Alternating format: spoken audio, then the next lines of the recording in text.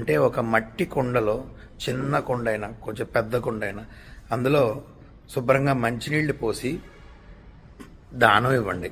ఉదకుంభ దానం చేయాలి. ఇది అద్భుతమైన ఫలితాన్ని మీకు అందిస్తుంది.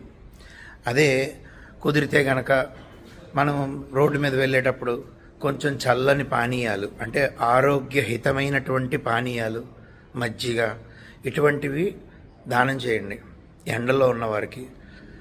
అదేవిధంగా ఈ యొక్క ఉదకుంభ దానం చేయడం వల్ల వచ్చే ఫలితం, అక్షయ తృతీయ రోజు ఉదకుంభ దానం చేయడం వల్ల వచ్చే ఫలితం అనంతం. అంటే ఒక్క షార్ట్ వీడియోలో దాని యొక్క ఫలితాన్ని విశ్లేషణ చేయలేం. అంత అద్భుతమైన ఫలితాన్ని మీరందరూ చూస్తారు. దయచేసి నమ్మి ఆచరించండి. ఆ ఫలితం మీకు తెలుస్తుంది. జై శ్రీమన్నారాయణ. మీ శ్రీవారిదాసుడు.